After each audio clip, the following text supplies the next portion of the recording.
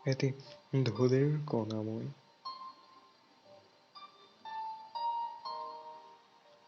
মোৰ জীৱনৰ মায়াহৰ মানচিত্ৰত এক ৰহস্যময় মায়াহৰ উপত্যকাৰ অসংখ্য ধূলিকণাৰ এটি মাথোন ধূলিৰ কণা মই।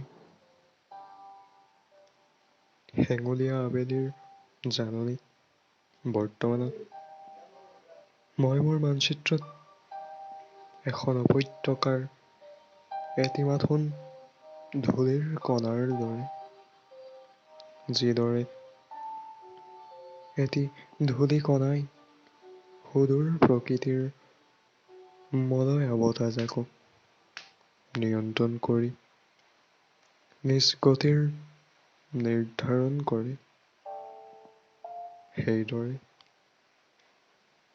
মই জনকাননৰ একমাত্ৰ সমাপ্তিৰ উৎস,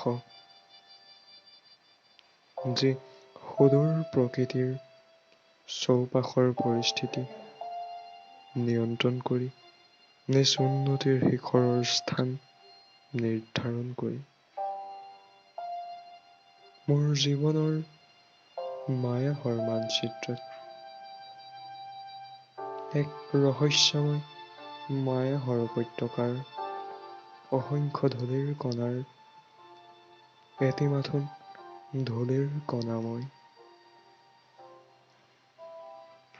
যিদৰে এটি ধূলিৰ কণাই নীলিম আকাশৰ বতাহজাকৰ লগত মিলিত হৈ এক প্ৰবল শৃংগাৰ তৈয়াৰ কৰে আৰু নিজ মানচিত্ৰত নিজ চিত্ৰ বৈচিত্ৰতাৰ অংকন কৰে।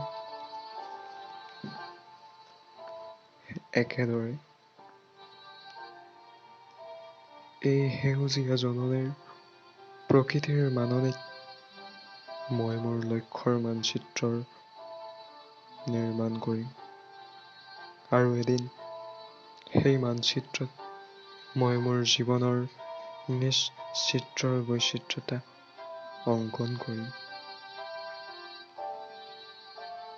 মোৰ জীৱনৰ মায়াহৰ মানচিত্ৰত এক ৰহস্যময় মায়াহৰ উপত্যকাৰ অসংখ্য ধূলিৰ কণাৰ এটি মাথোন ধূলিৰ কণা মই।